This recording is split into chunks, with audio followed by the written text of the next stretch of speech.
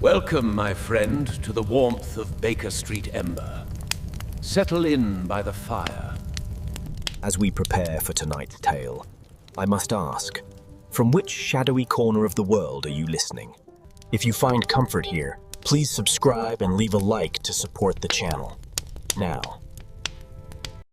Good evening, dear friends, and a very warm welcome to each and every one of you, wherever you're listening from tonight. Maybe tucked safely under the blankets, curled up in your favorite quiet spot at home, or perhaps lying somewhere peaceful while the rest of the world slowly fades into the background. I'm so happy you're here with me. Take a slow, deep breath in and let it out gently. Feel your shoulders soften and drop. Maybe pull the blankets or duvet up a little higher and allow the day to quietly slip away from you. London fog lay thick upon the city that winter evening. Holmes sat idle, craving challenge. Then came the telegram. Professor Elias Thorne, renowned antiquarian, found dead at his Bloomsbury residence. Apparent suicide by poison. Amid his collection of ancient artifacts, Scotland Yard saw despair over a disputed manuscript, but Holmes saw a link. The faint scent of fresh ink on the so-called ancient scroll. One link in a chain that would bind the killer. The game is afoot. Chapter 1. The first link. I set down these events as they occurred in the winter of 1892, when the thick London fog wrapped the city in a bitter, damp embrace that seemed to chill the very bones. At 221B Baker Street, Sherlock Holmes had sunk into one of his familiar periods of restless inactivity. His Stradivarius violin lay silent on the table. The coal fire crackled low in the grate, and the air was heavy with the sharp, acrid bite of his strongest shag tobacco drawn from the old Persian slipper. The 17 steps creaked under Mrs. Hudson's feet as she ascended with a steaming pot of tea, its hot aroma cutting through the cold like a brief promise of comfort. A sharp knock echoed from below, followed by the rustle of paper. Mrs. Hudson reappeared, telegram in hand. "Urgent, Mr. Holmes," she said, her voice clipped as she placed it on the tray. Holmes snatched it open, his gray eyes flashing with that peculiar, hungry light that always heralded the end of his ennui. "From Lestrade, Watson," he said, voice crisp. "Professor Elias Thorne, antiquarian of some note, found dead this morning in his Bloomsbury study. Apparent suicide by poison. They request our presence at once. The game, it seems, is afoot, though I shall reserve that phrase for a worthier moment." We donned our heavy coats, the rough wool already damp from the fog that pressed against the windows like a living thing. Outside, we hailed a hansom cab. The driver's whip cracked, and the wheels clattered over slick cobblestones, splashing through puddles that mirrored the wavering gaslights. Coal smoke mingled with the briny reek of Thames mud carried on the wind, while Big Ben tolled mournfully through the haze, each stroke vibrating in the chest. Thorne's residence stood on Bedford Square, a tall, dignified townhouse whose windows glowed faintly yellow against the gloom. Inspector Lestrade met us at the door, his bowler hat dripping, his expression one of weary skepticism. "Suicide, gentlemen," he announced as we climbed the stairs. Prussic acid, vial still in his hand. Debts, disputed antiquities, classic motive for self-destruction. The study smelled strongly of old leather bindings, musty parchment, and something sharper, bitter almonds, the unmistakable signature of cyanide. Professor Thorne sat slumped in his high-backed chair, eyes wide and glassy, one rigid hand clutching an empty vial. Shelves lined the walls, groaning under ancient volumes and glass cases. In the center case rested the object of recent controversy, a fragment of yellowed parchment inscribed with faded Hebrew characters, an alleged Dead Sea Scroll that had set scholarly London buzzing. Holmes moved at once to the body, pacing rapidly before the desk. Then stooping low, he lifted the vial with care, sniffed, and replaced it. "Prussic acid, undoubtedly," he murmured. Yet observe the stopper. Watson. Loose, almost pushed back in after the fact. A small detail, but the first link. Lestrade snorted, boots scuffing the threadbare carpet.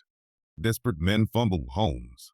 He swallowed, panicked, tried to reseal it. Too late. Holmes ignored the remark. He knelt beside the corpse's feet, examining the soft house slippers. The mud here, fine white sand mingled with specks of reddish clay, not the black London street mire, nor the gray Thames sludge. This precise mixture is found only at the Wapping docks, where Palestinian shipments are unloaded amid clay ballasts from the barges. I bent to look, feeling the gritty texture cling to my fingertips. The room felt colder now, the fire in the hearth doing little against the draft from the window. Holmes continued, fingers steepled beneath his chin.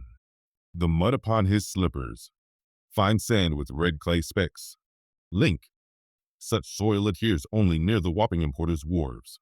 Forge, I recalled the Musgrave ritual case, where Brunton's boots carried distinctive chalk and iron-stained earth from the estate grounds, revealing his secret nocturnal searches for hidden treasure. The soil remembered his path when the man himself denied it. Every step left a silent witness. Here, the same principle applies. The ground does not lie. Chain.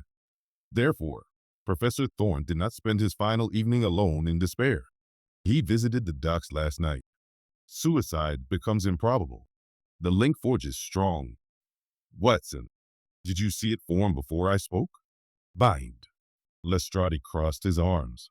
Even if true, he could have gone there to pawn the scroll for dead money, then returned and ended it. Holmes had already moved to the desk. A crumpled telegram lay among scattered papers. He smoothed it flat. From Dr. Miriam Adler, expert in ancient scripts. Scroll authenticity in grave doubt. Urgent ink analysis required. The ink on this paper is smudged. Dragged leftward. Thorne was right-handed. His own note showed no such slant. I lifted the telegram myself. The paper felt cool and slightly damp, still carrying the faint scent of fresh printer's ink. Holmes drew thoughtfully on his pipe, smoke curling upward to join the tobacco haze already thick in the room. The directional smudge, left-handed drag. Link. Only someone else handled this after Thorne's death. Forge. Consider the adventure of the speckled band. The doctor's papers bore the imprint of nervous sweat and a right-to-left smear when he read the fatal telegram meant for his stepdaughter. The paper itself betrayed the intruder's presence and handedness. So here, the document was read and discarded by another. Chain. A killer covering tracks. What chain would you build from these two observations alone? Dear reader, bind. We continued our examination as rain began tapping insistently at the panes. Holmes turned to the scroll case. A faint scorch mark marred one corner of the parchment, and when he leaned close, a different odor rose. Modern lamp oil, not the dry mustiness of centuries. This fragment, claimed to date from the ancient caves near the Dead Sea, bears the unmistakable scent of recent oil. Forgery. Watson. The deception lies at the heart. Evening had fallen by the time we returned to Baker Street. The hansom's wheels hissed on wet stones. Foghorns moaned from the river, and the cold had deepened enough to make the hot brandy Mrs. Hudson offered taste sweetly welcome. Holmes settled into his armchair, violin across his knees, plucking a few idle notes that mingled with the fire's crackle. The scroll is central, he mused, tobacco smoke wreathing his head. A clever fake meant to deceive wealthy collectors. In the Greek interpreter case, forged documents lured men into captivity. The chain began with mismatched ink that time betrayed the modern hand. The parallels are clear. The forger forgets that age imparts its own scent and patina. I nodded, the worn leather of the chair creaking beneath me. Looking back, the connection between the dark mud and the scroll's newness should have struck me sooner. You, dear reader, may have already forged that link in your mind. Holmes set the violin aside and leaned back, eyes half closed. The first link forged. The chain begins. Chapter 2. Forging connections. The next morning the fog had lifted only slightly, leaving a thin gray veil over Baker Street that carried the persistent smell of damp coal smoke and wet newspapers from the vendors below. I awoke to the familiar sound of Holmes pacing the sitting room floor, his footsteps measured and rapid, punctuated by the occasional soft twang as he plucked an idle string on his Stradivarius. Mrs. Hudson appeared with breakfast, strong black coffee whose bitter taste lingered on the tongue, hot buttered toast, and a dish of kippers still steaming. The fire had been freshly stoked, its warmth pushing back the chill that seeped through the window frames. "Today we forge the next links, Watson," Holmes announced, setting his coffee cup down with a decisive clink. "The docks first. The mud on Thorne's slippers demands an answer, and I require data before I can begin to reason properly." We descended the 17 steps, coats buttoned against the damp, and hailed a hansom cab in the street. The horses' hoofs clopped steadily over the glistening cobbles, the wheels rattling as we turned eastward toward Wapping. Fog horns moaned low from the river, mingling with the distant shouts of stevedores and the creak of cranes. The air grew heavier with tar, salt, and the sour rot of Thames mud as we neared the wharves. Josiah Blackwood's warehouse stood at the end of a narrow lane, its doors open to reveal stacks of crates stamped with Levantine ports. Blackwood himself emerged from the gloom, a broad-shouldered man in oilskin, his beard streaked with gray, voice rough as gravel. "Professor Thorne? He came here night before last," he said, wiping calloused hands on a rag that smelled faintly of machine oil. "Argued loud about a shipment. Said the scroll was genuine, worth a king's ransom. Left angry, mud all over his slippers from the key." Holmes crouched beside a crate leaking fine white sand mixed with reddish clay, identical to the deposit on the dead man's footwear. He rubbed a pinch between thumb and forefinger, feeling its gritty texture. "Did he meet anyone else here?" Holmes asked. Blackwood hesitated, glancing toward the river. "A woman, Dr. Adler, the museum lady, and his son, young Reginald." They spoke sharp. Then all three left together in different directions. Thorne stayed longest, muttering to himself. The rain began again, soft pattering on the warehouse roof like distant drumbeats. Holmes murmured as we walked back to the cab. A meeting at the docks, concealed from the household. The first connections formed. But who wields the hammer? Our next destination was the British Museum. The grand reading room smelled of dry dust, old vellum, and the faint metallic tang of gas lamps burning low. Dr. Miriam Adler received us in a small office lined with reference shelves. She was a woman of about 45, sharp-featured, her dark hair pinned severely, voice precise as a scalpel. "Someone consulted me repeatedly about the scroll," she explained, opening a ledger whose pages crackled softly. "It purports to be a fragment from the caves near the Dead Sea. Hebrew text, possibly pre-Christian. I warned him the ink showed signs of modernity. Gum Arabic too fresh, oxidation inconsistent with age." Holmes leaned close to a sample parchment she placed on the desk, inhaling subtly. "Fresh gum indeed. And this scent, lamp black mixed with a modern binder. Another link forged." Adler folded her hands. He refused to believe me, claimed it would make his fortune among private collectors. Lord Cavendish was particularly eager to purchase. Thorne's rival. You understand, old animosities from university days.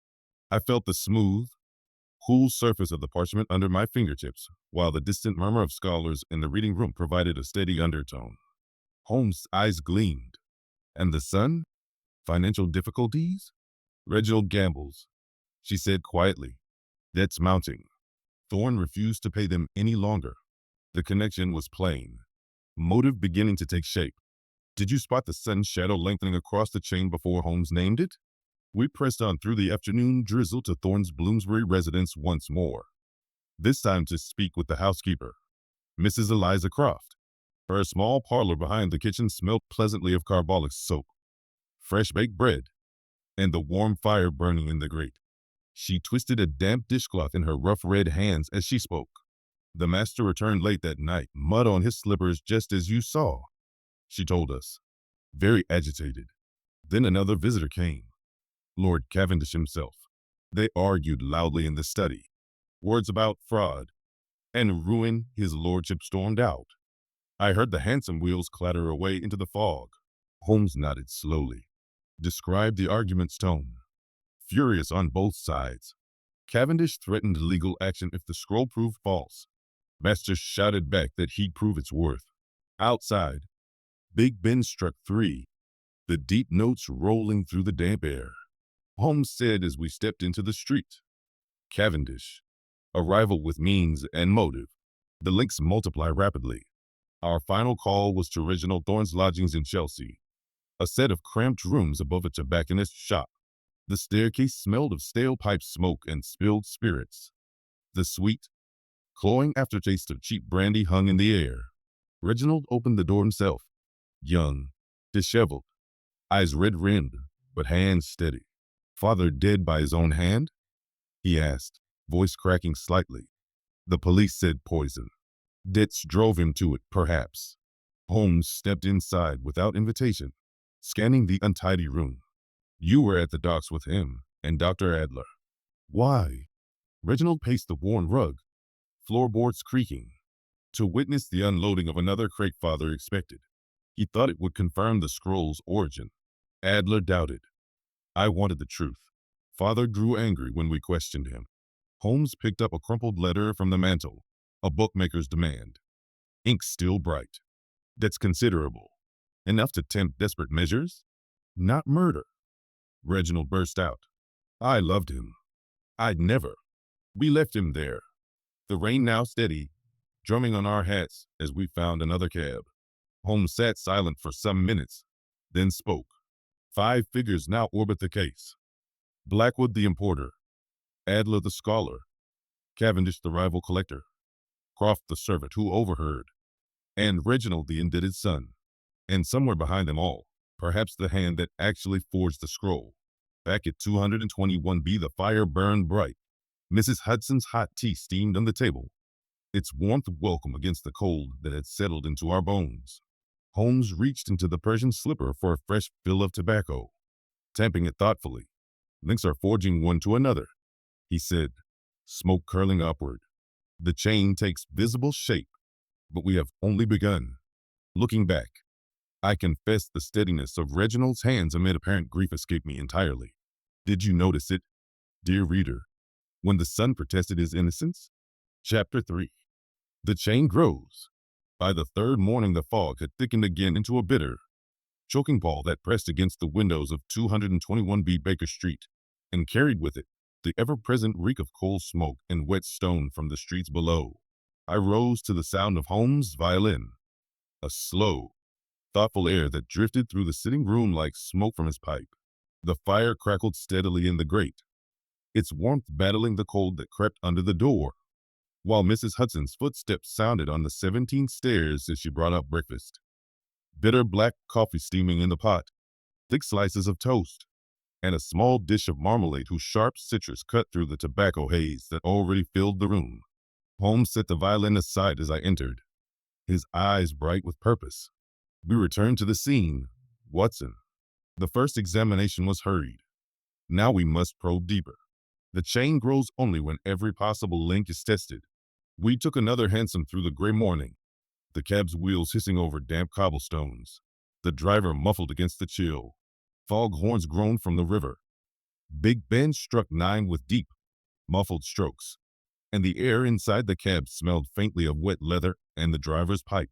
At Bedford Square, we found Inspector Lestrade waiting on the doorstep, color turned up, expression sour. "Back again, Holmes?" he said. "Nothing new since yesterday. Suicide still fits best." Holmes brushed past without reply, ascending to the study.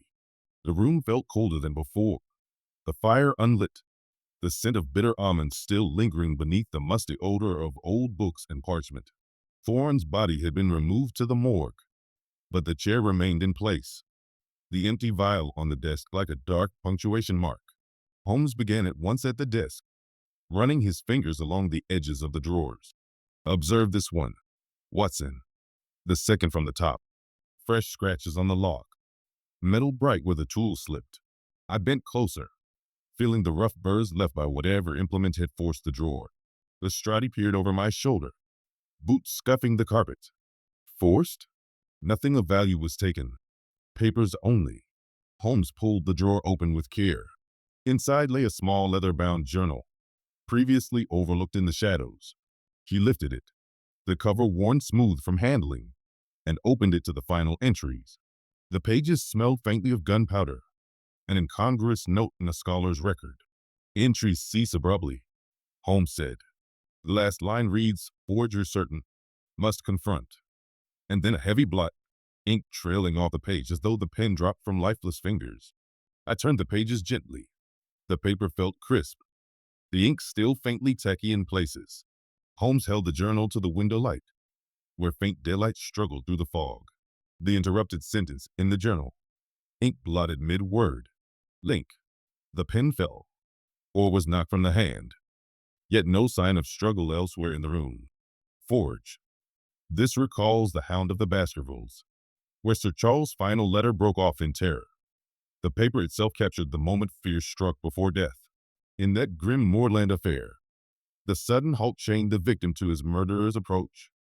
The document became the silent witness. Here, too, the blot marks the precise instant the poison took effect, administered by another. Chain. Thorne did not swallow willingly. He was interrupted in the act of writing his discovery. Did you spot this interruption before I turned the page, reader? Bind. Lestrade rubbed his chin. If someone else was present, why no signs of a fight? Because the killer was trusted, Holmes replied. Someone Thorne allowed close. He moved next to the glass case that had held the scroll. The case door stood slightly ajar. A single curved fragment of glass lay on the carpet beneath it. Holmes picked it up between thumb and forefinger. Not from the case itself. This is thinner, from a small vial stopper, perhaps. And see the edge. Recent fracture. No dust. I took the shard. It was cold and sharp against my skin.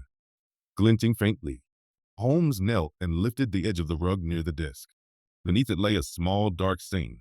Not blood, but ink mixed with grains of the same white sand and red clay we had seen on the slippers. More sand tracked in, he said. And this stain. Fresh ink spilled in haste. The forger's work was here, Watson. We spent another hour searching methodically. Holmes found a crumpled telegram receipt in the fireplace ashes, sent to Lord Cavendish the previous afternoon, challenging him to a meeting about the scroll's authenticity. The paper was singed at one corner, smelling faintly of lamp oil. The telegram receipt, half burned but legible. Link, sent only hours before death, yet never delivered because the sender died first. Forge, recall the Reigate Squires, where the torn and singed corner of a note exposed the burglar's panic. The flame they used to destroy evidence betrayed their modern haste instead. In that Surrey case, the charred fragment chained the Cunninghams to the crime scene. So here the receipt links the victim's final intention to his killer's interruption. Chain. The chain grows stronger with every find. Before I explain further, what does this burned paper tell you about the sequence of that fatal evening? Bind. Lestrade paced slowly, the floorboards creaking under his weight. If he was writing about forgery, and then poisoned, we're looking at someone with access to the study and motive to silence him. Precisely, Holmes said. He turned back to the scroll case and lifted the fragment itself from its velvet bed. Even in the dim light, the edges showed a faint, recent scorch mark, and when he held it near his nose, the odor of modern lamp oil rose clearly. The forgery is confirmed. The scroll was never ancient. It was the bait and the trap. Afternoon shadows lengthened across the room as rain began tapping steadily against the window panes. The fire Lestrade had lit sputtered weakly, casting long flickers on the shelves. Holmes stood before it, fingers steepled, smoke from his pipe rising in slow spirals. The links now connect in a clearer pattern, he said. Jock Mudd, interrupted journal, forced drawer, burned receipt, modern oil on ancient parchment. The chain grows stronger. Logic binds. I felt the weight of the discovery settle over me like the fog outside. Looking back, the abrupt end to Thorne's final sentence should have spoken louder to me at once. You, dear reader, may have forged that link already. Chapter 4. Testing the links. The fourth day broke with a pale, watery sunlight that barely penetrated the lingering fog over London, though the air still carried the damp chill and the ever-present tang of coal smoke drifting from 1,000 chimneys. At 221B Baker Street, the fire burned steadily, its crackle a steady counterpoint to the muffled clatter of hansom cabs passing below. I found Holmes already dressed and standing at the window, fingers steepled beneath his chin, watching the street with that intense, predatory focus that always appeared when the threads of a case began to tighten. Today we test what we have forged, Watson, he said without turning. Hypotheses must be struck against reality. Weak links will shatter. Stronger ones will hold. We begin at once. Our first call was back to Josiah Blackwood's warehouse at Wapping. The hansom rattled over the uneven cobbles, wheels splashing through puddles that reflected the gray sky. The river smells, tar, salt, rotting weed, grew stronger as we approached.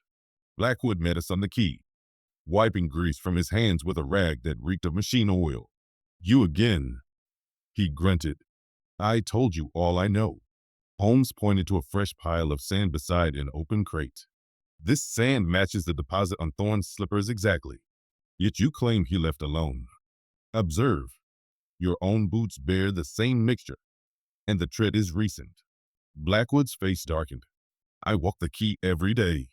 Yet your alibi for the evening of the murder is a public house 2 miles away, Holmes said calmly.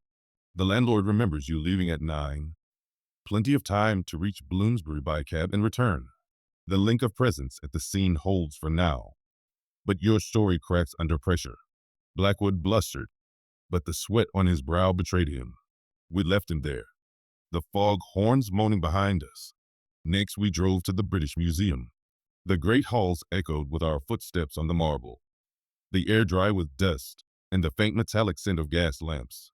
Dr. Miriam Adler awaited us in her office, ledger open, expression guarded. You persist in this notion of forgery, she said sharply. Holmes placed before her a small envelope containing scrapings from the scroll's ink. Modern gum Arabic, modern lamp black. Your own authentication report, dated 3 weeks ago, describes the ink as aged appropriately, a contradiction. She paled slightly. I may have been hasty. Thorne pressed me to certify it quickly. For a fee?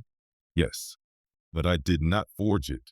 The fee was substantial, Holmes observed. Enough to cover certain gambling debts of your nephew, perhaps? The link of financial motive forms, Dr. Adler. It bends, but does not yet break, she protested, voice rising, but the tremor in her hands spoke louder than her words. We departed, the distant murmur of scholars in the reading room fading behind us. Lord Cavendish's Mayfair residence came next, a grand house whose windows glowed warm against the afternoon gloom. A footman showed us into a library smelling of polished leather and cigar smoke. Cavendish, tall and bearded, rose from his chair with forced courtesy. Gentlemen, this is becoming tiresome. Holmes drew a telegram from his pocket, the one found half burned in Thorne's grate, sent to you at 4 o'clock on the day of the murder.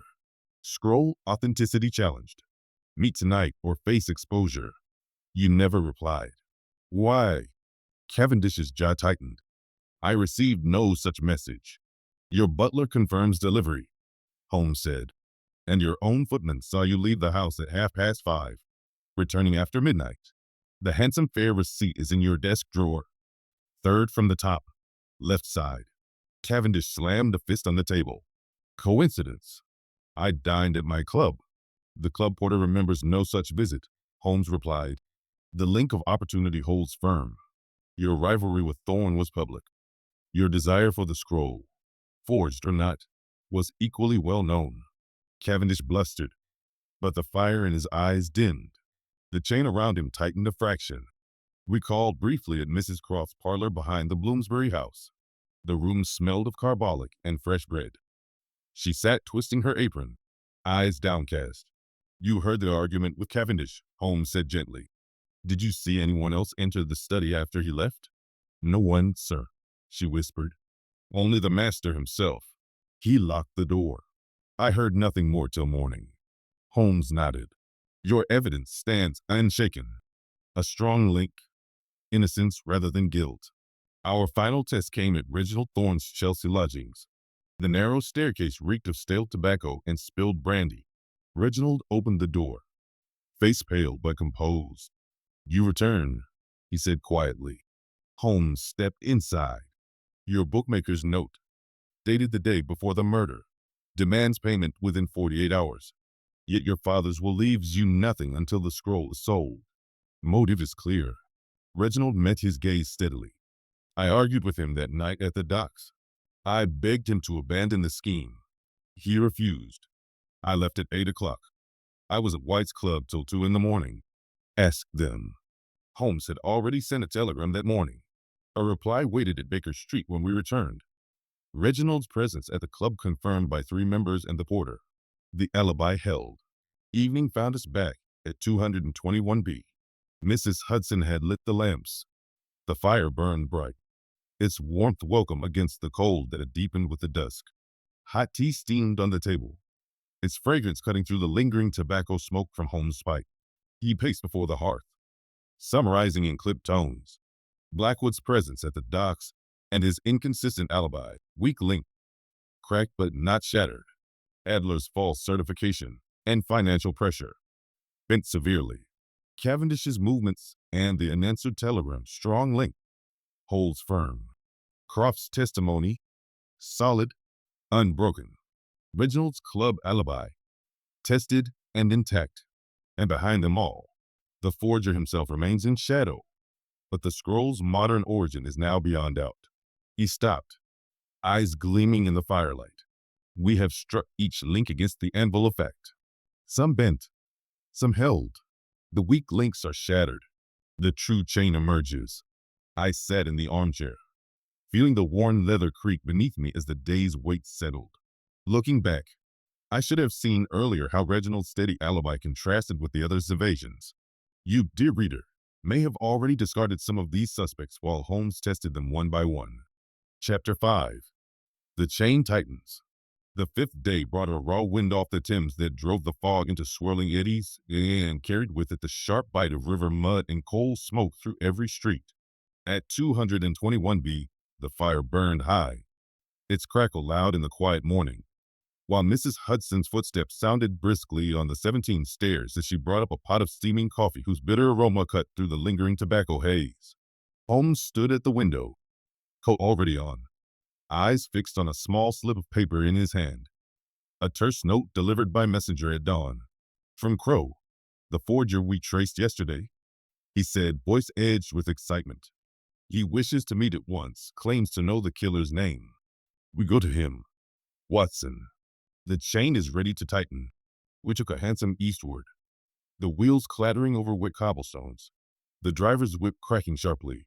The streets narrowed into the maze of Whitechapel alleys where gas lamps still burned pale against the gloom. Crow waited in a dingy courtyard behind a printer's shop, a thin, nervous man with ink-stained fingers and the faint smell of acids clinging to his clothes. You found me quick, Mr. Holmes, he muttered, glancing over his shoulder. I forged the scroll. Yes, Adler commissioned it. Said it was for scholarly reconstruction, paid well. But when Thorne began doubting aloud, she panicked. Holmes' eyes gleamed. You have proof. Crow reached into his coat. But at that moment a figure darted from the shadows. A second man, scarf muffled high, pistol glinting. Crow cried out and bolted. Holmes sprang after him, coat flapping, while I followed close behind. The chase led through twisting lanes, our boots pounding on cold, slick stones, breaths coming in white clouds. Rain began to fall, hard and sudden, drumming on rooftops and splashing underfoot. Fog horns moaned from the nearby river as we burst onto a wharf where barges rocked in the swell. Crow scrambled along the edge, slipped on wet planks, and Holmes lunged, tackling him just as the pursuer fired, a sharp crack that echoed off warehouse walls. The bullet splintered wood beside us. I turned to see the scarf slip, revealing Dr. Miriam Adler's pale, determined face. She raised the pistol again, but I was already upon her, seizing her wrist. The weapon clattered onto the wharf, spinning into the black water below. Adler struggled fiercely, her breath hot against the cold air. You cannot prove it, she hissed. Holmes rose, dusting mud from his knees. On the contrary, Crow lives to testify, and your presence here forges the final link. Lestrade's whistle sounded nearby. He had been summoned by earlier telegram and now arrived with 2 constables. Adler was cuffed, her protests ringing over the rain. Back at the British Museum 2 hours later, the great halls felt colder than the street outside. Adler sat in her office, wrists bound, while Lestrade stood guard. The room smelled of old parchment, and the faint carbolic used to clean the desks. Holmes placed the forged scroll fragment before her. "You commissioned Crow to create this," he said quietly. "Modern ink, modern parchment aged with lamp oil. When Thorne discovered the deception through microscopic examination, you feared exposure." Adler's lip curled. He was a fool. The scroll would have brought prestige and money. Holmes produced the interrupted journal from his pocket. "Your marginal notes in pencil, visible only under strong light, match the handwriting in your own authentication report." She stared, color draining from her face. The marginal notations in modern pencil beneath the ancient ink. Link. Only the forger would need such guides for consistency. Forge. This mirrors the Boscombe Valley mystery, where young McCarthy's coded message concealed beneath ordinary writing revealed the father's dying accusation. The hidden layer chained son to innocence and father to guilt. In that Australian tragedy, the overlay exposed the true hand. Here, the pencil betrays yours. Chain, you poisoned Thorne to silence him. The connection seems invisible to most. Can you see it now, reader, before the chain closes fully around her? Bind. Adler's composure cracked. It was meant to look like suicide. Reginald's debts would take the blame. He needed the sale desperately. Holmes shook his head. "Reginald's alibi is ironclad. But you had access to prussic acid in the conservation laboratory, your own signature in the poisons register. And the loose file stopper? You pressed it back in haste after forcing the poison upon him." She slumped, voice dropping to a whisper. "Cavendish financed it. He wanted the scroll for his collection, genuine or not. When Thorne threatened to expose us all." Holmes turned to Lestrade. "A warrant for Lord Cavendish as accessory. The motive chain completes. Greed, fear of ruin, and the need to silence the one man who could prove the fraud." That evening we returned to Baker Street soaked and weary. Mrs. Hudson fussed over us with hot brandy, its sweet warmth spreading through chilled limbs and thick towels. The fire roared in the grate, casting dancing shadows on the chemical apparatus scattered about. Holmes paced once, then settled into his chair, reaching for the Persian slipper and his pipe. Crow's testimony, Adler's confession, the laboratory poison record, Cavendish's financial ledgers. All links now connect without gap. The chase on the wharf was unnecessary drama, yet it served to reveal her desperation. I sat opposite, feeling the worn leather creak beneath me, steam rising from my clothes. The days of it replayed vividly. The gunshot's sharp report, the splash of the pistol in the river, Adler's fierce struggle. Holmes drew deeply on his pipe, smoke curling toward the ceiling. The chain tightens. No escape now. Looking back, I should have suspected Adler more strongly when her authentication contradicted the physical evidence. You, dear reader, may have forged that decisive link earlier than I. Chapter 6. Links to the Past. The sixth morning dawned colder still, the wind rattling the windows of 221B Baker Street and driving thin sleet against the panes in sharp, stinging bursts. Inside, the coal fire roared defiantly, its crackle mingling with a low moan of fog horns carried up from the river on the gale. Mrs. Hudson had lit the lamps early. Their warm glow fought the gray light that filtered through the fog, while the air held the comforting smells of fresh-baked bread, hot coffee, and the ever-present bite of Holmes' tobacco from the Persian slipper he had refilled the night before. I found him seated at the table, surrounded by a scattering of telegrams, old newspaper clippings, and a small stack of letters bearing foreign postmarks. His eyes moved rapidly across the pages, fingers steepled under his chin in that familiar attitude of intense concentration. "The past has much to tell us, Watson," he said without looking up. Adler's confession opened one door. Now we must trace the corridor behind it. I have sent inquiries to Paris, Berlin, and Constantinople, centers where antiquities fraud has flourished in recent years. The chain does not form in the present alone. It reaches back through time. A messenger boy arrived shortly after breakfast, breathless from the cold, delivering a thick envelope sealed with the stamp of the Paris prefecture. Holmes tore it open, the paper crackling under his fingers. Inside lay a dossier, yellowed reports, faded photographs, and a typed summary in French. Dr. Miriam Adler, née Miriam Lefebvre, he read aloud. In 1887, implicated in the sale of forged Coptic manuscripts to the Louvre. The pieces were cleverly aged with chemicals and lamp oil. Sound familiar? She escaped prosecution by fleeing to London under her married name.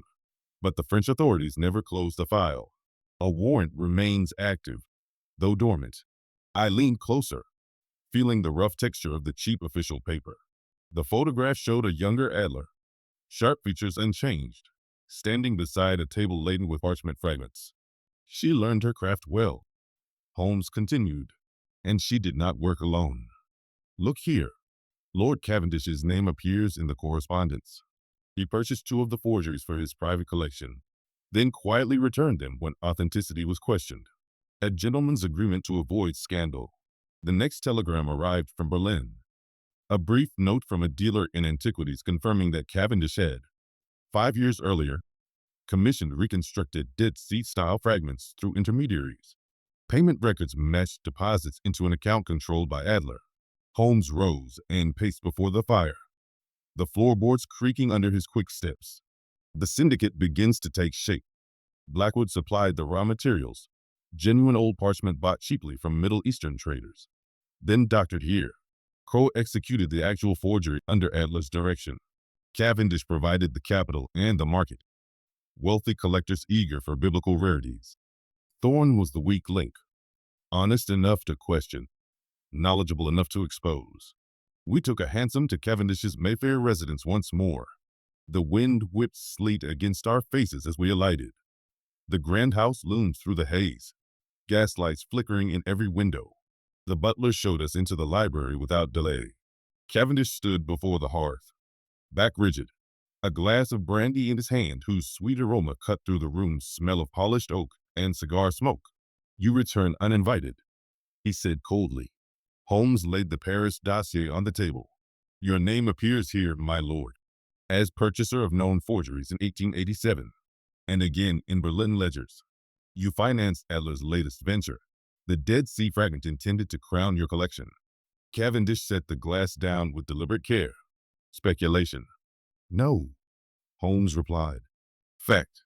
Thorne discovered the modern ink during his own tests. He confronted Adler at the docks, then returned home to record his findings. You knew he would publish. Ruin for you, for her, for the entire chain of supply." Cavendish's knuckles whitened on the mantel. "I never touched the poison." "True," Holmes conceded. "You left before the act, but you enabled it. The telegram he sent you, 'Meet tonight or face exposure,' you ignored. You left him to Adler's mercy." Silence stretched, broken only by the crackle of the fire and the distant toll of Big Ben through the storm. Cavendish sank into a chair, shoulders sagging. "I wanted the scroll," he admitted at last. "Genuine or not. Prestige. Legacy." Thorne threatened everything. We left him there. The confession recorded by Lestrade's man who had waited in the hall. Back at Baker Street, evening had fallen early, the sleet now turning to soft snow that muffled the city sounds. Mrs. Hudson brought hot soup whose steam rose in fragrant clouds, cutting the chill that clung to our coats. Holmes settled by the fire, violin across his knees, plucking a slow, reflective melody that seemed to echo the wind outside. "The links reach far into the past," he mused. Adler's Paris forgeries, Cavendish's quiet purchases, Blackwood's shipments, all converged on Thorne's study. In the adventure of the Blue Carbuncle, a single stone linked a criminal chain stretching from countess to street vendor across years. Each handler left a mark, each transaction a trace. Here the same principle. The scroll carried the fingerprints of its entire history, past and present. One unbroken chain. I sat opposite, the armchair's leather warm from the fire, the soup's heat spreading through me. Looking back, the foreign postmarks on the dossier should have hinted earlier at Adler's deeper history. You, dear reader, may have already connected those distant forgeries to the modern deception before Holmes laid the papers out. He set the violin aside and leaned back, eyes half closed in the firelight. The chain now spans continents and years. No link remains loose. Chapter 7. The Complete Chain. The seventh day arrived with a brittle clarity rare in London winter. The fog had lifted at last, leaving the sky pale and sharp, though the air still bit with cold and carried the faint, persistent smell of coal smoke from the city's chimneys. At 221B Baker Street, the fire burned bright, its steady crackle filling the room as Mrs. Hudson ascended the 17 steps with a tray of hot tea and buttered scones. The steam rose fragrant against the chill that clung to the windows, while Holmes stood before the hearth, hands clasped behind his back, eyes gleaming with the quiet triumph of a man who sees every thread finally drawn taut. "Tonight we gather them all," he announced as I entered. "Adler, Cavendish, Blackwood, Crowe, Reginald, even Mrs. Croft. Lestrade has arranged the warrant and the constables. In this very room the chain will be displayed link by link. No evasion will be possible." By 8 o'clock, the sitting room had been transformed into an impromptu tribunal. Extra chairs had been brought up, the chemical apparatus pushed aside, the gas lamps turned high so that every face was plainly lit. The smells of tobacco, damp wool, and the faint carbolic from Mrs. Hudson's cleaning lingered in the warm air. Lestrade stood near the door, arms folded, while 2 constables waited discreetly in the hall. Adler arrived first, wrists lightly bound, expression defiant despite the pallor of her face. Cavendish followed, coat immaculate, but eyes hollow. Blackwood came blustering, Crowe slinking behind him like a shadow. Reginald entered last with Mrs. Croft, both looking bewildered and anxious. Holmes waited until all were seated, then stepped forward, fingers steepled beneath his chin. "Gentlemen, madam, tonight the complete chain is presented, every link forged in observation, tested in fact, and now bound by logic. I shall explain it step by step." He moved first to the small table where evidence lay arranged. The forged scroll fragment, Thorne's interrupted journal, the vial, the telegram receipt, the Paris dossier, and several small envelopes of scrapings and photographs. Physical evidence links first. The mud on Thorne's slippers, fine white sand with red clay specks, matched exactly the composition at Wapping Docks where Blackwood unloads Palestinian shipments. The same mixture appeared under the study rug, tracked in after the murder. The scroll itself bore modern lamp oil and fresh gum Arabic, scents unmistakable to the trained nose. Microscopic analysis showed pencil guidelines beneath the ancient ink, Adler's own marginal notations from her working copy. The vial stopper was loose, pressed back in haste.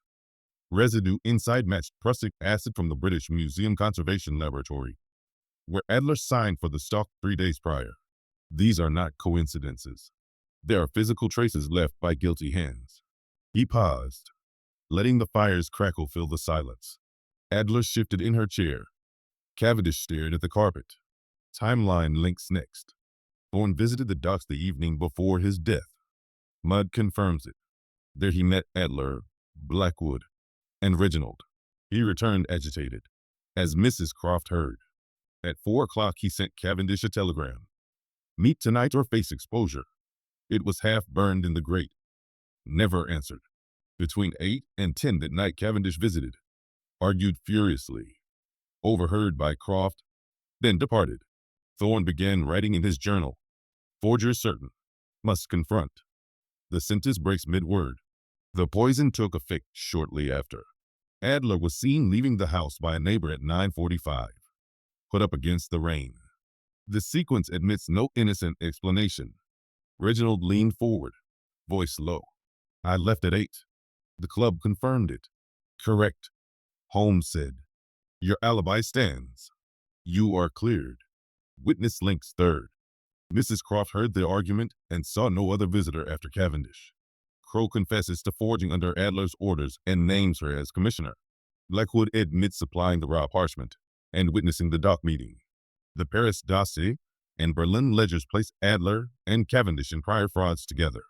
Each witness corroborates the next. No single testimony stands alone, but together they form an unbreakable lattice. Blackwood muttered under his breath. Lestrade shot him a warning glance. Motive links forth. Greed drove the syndicate. Cavendish sought prestige for his collection. willing to buy forged or genuine. Adler craved both money and revenge on Thorne, who had once questioned her scholarship in academic circles. Blackwood profited from commissions on shipments. Crow took payment for his skill.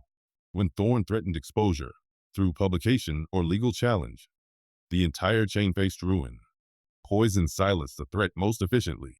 Adler's head snapped up. Cavendish urged it. He said Thorne would destroy us all. Cavendish flushed. Lies. Holmes raised a hand. Enough. The final connecting link. The poison itself. Adler had access to prussic acid in the museum laboratory. She carried a small vial in her reticule that night. Crow saw her prepared.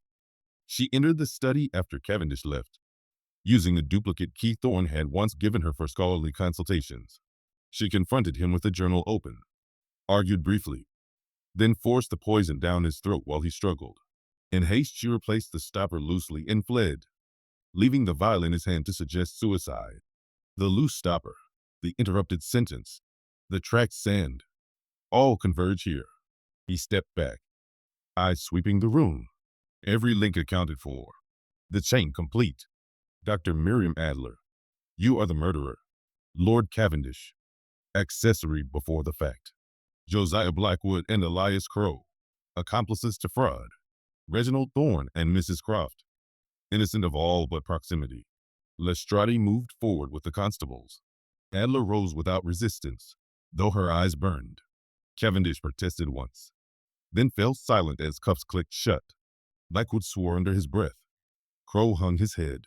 Reginald exhaled in visible relief, while Mrs. Croft wept quietly into her handkerchief.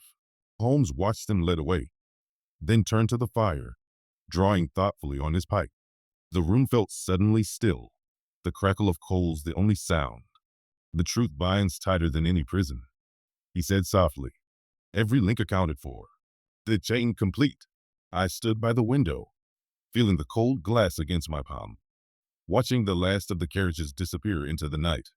Looking back, the convergence of every detail, mud, ink, timeline, motive, had been visible long before this final assembly. You, dear reader, may have already seen the entire chain form link by link. Chapter 8. Justice in Chains. The morning after the gathering at 221B dawned gray and raw, with a thin sleet slanting across London that turned the cobblestones slick and gleaming under the gas lamps still burning at 9 o'clock.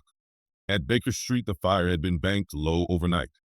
Now it crackled back to life as Mrs. Hudson ascended with fresh coal and a pot of strong tea whose steam carried the sharp, comforting scent of bergamot through the chill room. Holmes stood at the window, watching the street below where hansom cabs splashed past, their wheels hissing on wet stone. His face showed the quiet satisfaction of a man who has seen every piece fitted precisely into place. Lestrade will execute the warrants this morning, he said, turning as I entered. We are invited to witness the arrests. Courtesy rather than necessity. The chain is forged. Now it must be locked. We took a cab to Dr. Miriam Adler's lodgings in Bloomsbury, a modest set of rooms above a bookseller's shop not far from the British Museum. The sleet had eased to a fine drizzle by the time we arrived. Water dripped from the eaves and pattered on our hats. Lestrade waited on the narrow pavement with two constables, collars turned up against the wet. A uniformed sergeant held the warrant in a gloved hand. She's upstairs, Lestrade said tersely. Refused to come down when the boy knocked. We'll go in quiet if she allows it. The landlady, a thin woman with a pinched face, unlocked the outer door with trembling fingers and led us up the creaking stairs. The hallway smelled of damp plaster and carbolic soap. A single gas jet hissed weakly on the landing. Lestrade rapped sharply on the door. Dr. Adler, this is Inspector Lestrade. Open the door, please. We have a warrant for your arrest. Silence stretched for several seconds. Then came the sound of a chair scraping back, footsteps crossing the floor, and the sharp click of a bolt being drawn. The door opened. Adler stood framed in the doorway, dressed in a plain gray traveling costume, a small valise already packed at her feet. Her face was pale but composed, eyes dry and fierce. Behind her the room was orderly, books stacked neatly, desk cleared, only a single lamp burning low. You are prompt, she said, voice steady. I expected no less. Lestrade stepped forward, producing the warrant. Miriam Adler, you are charged with the murder of Professor Elias Thorne by administration of prussic acid, and with conspiracy to commit fraud. Anything you say. I know the caution, she interrupted. I have nothing to add beyond what was said last night. The act was mine. The motive was survival. She extended her wrists without protest. The sergeant fastened the cuffs with a soft metallic click that seemed unnaturally loud in the quiet hallway. Adler's gaze flicked to Holmes. You saw every link before the rest, she said. I underestimated the thoroughness of your methods. Holmes inclined his head slightly. Observation defeats deception, Doctor. Always. She was led down the stairs between the constables, head high, the valise left behind for collection later. Outside, a black Maria waited at the curb, its iron door standing open. Adler paused on the pavement, glancing once at the gray sky as though memorizing it, then stepped inside without a word. The door clanged shut. The horses stamped and moved off, wheels rumbling over the wet stones. Next came Lord Cavendish's Mayfair residence. The grand house looked unchanged, windows glowing warm against the sleet, but the atmosphere inside had altered. The butler admitted us with a face like stone. Cavendish waited in the library, standing rigid beside the hearth where a fire burned low. He wore a dark suit, no cravat, as though already anticipating the loss of dignity. Lestrade read the charge: accessory before the fact to murder, conspiracy to defraud. Cavendish listened without interruption, then spoke in a low, controlled voice. I financed the forgery. I urged silence when Thorne threatened exposure, but I did not administer the poison. That was her doing. Yet you enabled it, Holmes replied. You left him to her mercy after the argument. The chain binds you as surely as it binds her. Cavendish's shoulders sagged. He offered no resistance when the cuffs were applied. As he was led out, he paused before Holmes. Tell the press what you will, he said. I have no defense left. The arrest of Blackwood and Crow took place simultaneously at the Wapping warehouse and Crow's small print shop in Whitechapel. Lestrade's men reported later. Blackwood blustered and swore until the cuffs clicked, then fell silent. Crow went quietly, head bowed, already broken by the previous night's confession, back at Scotland Yard that afternoon. The prisoners were processed in the charge room. The air smelled of carbolic, damp wool, and the faint metallic tang of ink from the ledgers. Lestrade stood at the high desk, supervising as statements were taken. Clean work, Holmes, he said when the last signature had been made. The evidence is overwhelming. Physical traces, timeline, confessions, motive. The Crown will have no difficulty. Adler will hang. Cavendish likely transportation or penal servitude. The others, fraud charges, lesser sentences. Holmes nodded, drawing thoughtfully on his pipe. Justice served, though the cost was a man's life. We returned to Baker Street as dusk fell. The sleet had stopped. A thin moon showed through ragged clouds. Mrs. Hudson had the fire blazing and supper waiting. Hot beef stew whose rich aroma filled the room, cutting the chill that had followed us home. Hot brandy followed, its sweet warmth spreading through chilled limbs. Holmes settled into his armchair, legs stretched toward the hearth. Loose ends are tied, he said. Crow's full testimony implicates no others. Reginald inherits nothing of the scroll, but is free of suspicion. Mrs. Croft returns to quiet service. The British Museum will quietly withdraw the fragment from view.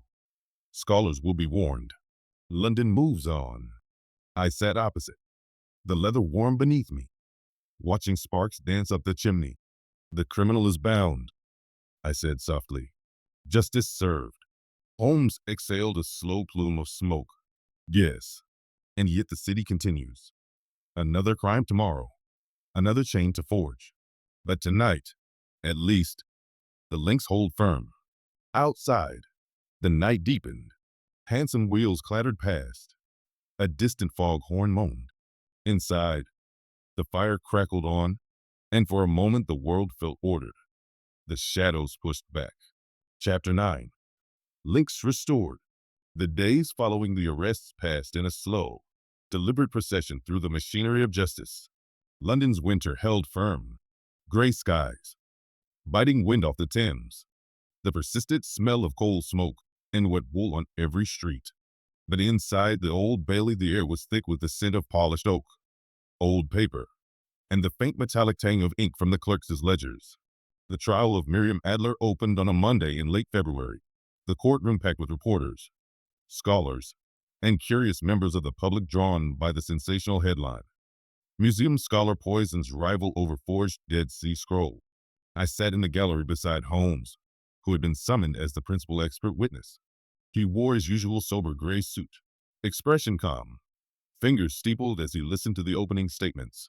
Adler sat in the dock, composed in a plain black dress, her sharp features unchanged except for the faint hollows beneath her eyes. Cavendish appeared separately on the accessory charge, flanked by his barrister. Blackwood and Crow faced lesser fraud counts in the same session. The prosecution laid out the chain methodically. First, the physical evidence.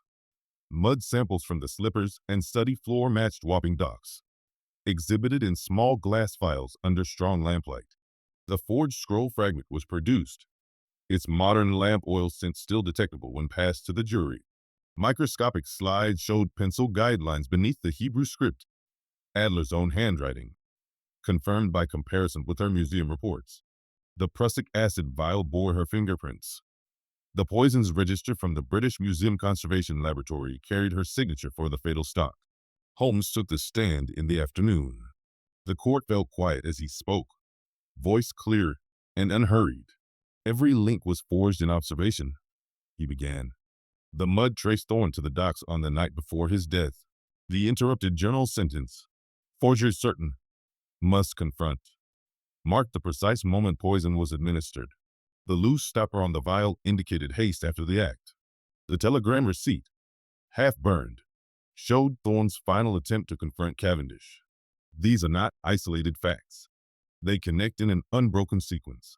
Opportunity, means, motive. He described the syndicate's history, Adler's prior Paris forgeries, Cavendish's purchases, Blackwood's shipments, supported by telegrams, ledgers, and Crow's sworn testimony. The jury listened intently. Several took notes. When cross-examined, Adler's counsel pressed Holmes on alternative explanations, suicide driven by debt, Reginald's involvement, but each suggestion was met with calm refutation. Suicide leaves no loose stopper pressed back in panic, Holmes replied. It leaves no tracks sand from distant docks.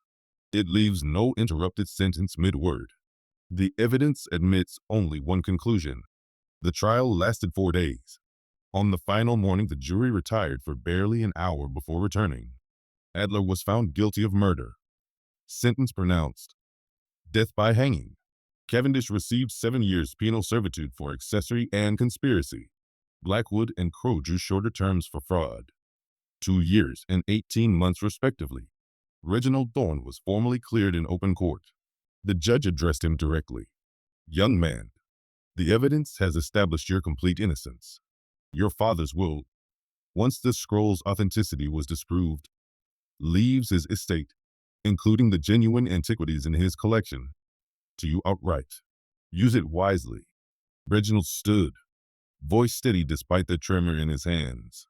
Thank you, my lord. I intend to study properly now. No more gambling. No more shortcuts. Father would have wanted that.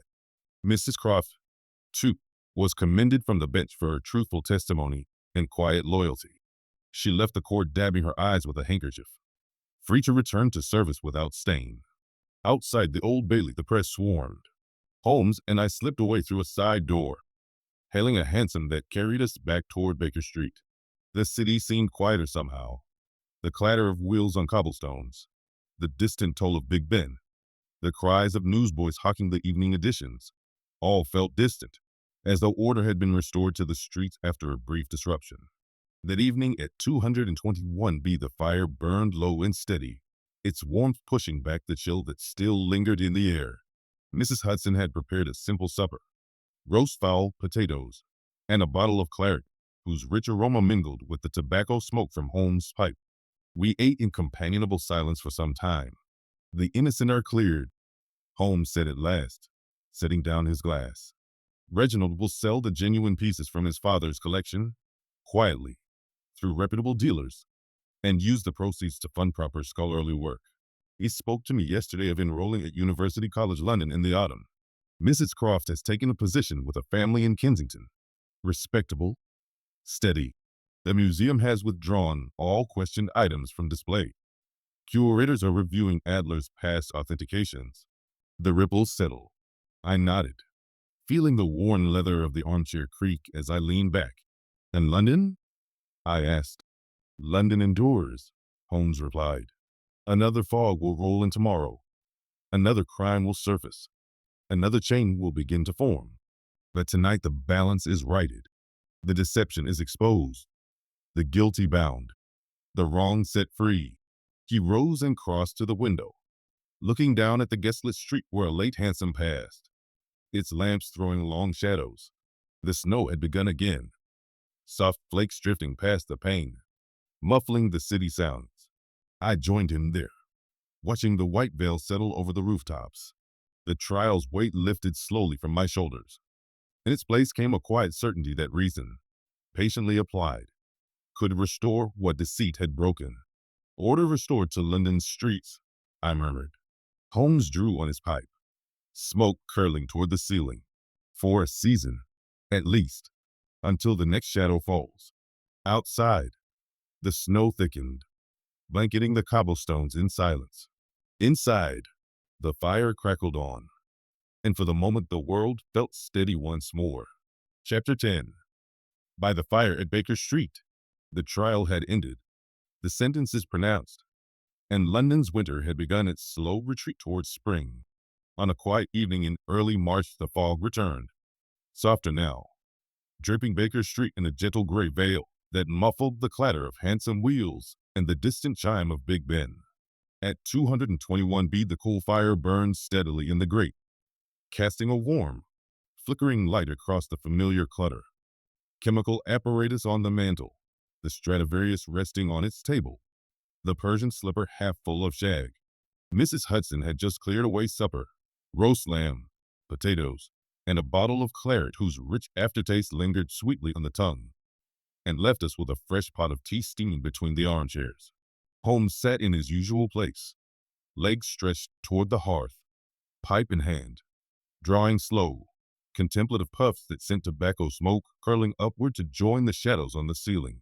I occupied the opposite chair, the warm leather warm beneath me, a newspaper folded on my knee bearing the final headlines. Adler hanged at Newgate. Scroll forgery scandal concluded. The room felt peaceful, almost domestic. After weeks of pursuit and revelation, Holmes set the pipe aside for a moment and regarded the fire thoughtfully. The case is closed, Watson, he said at last.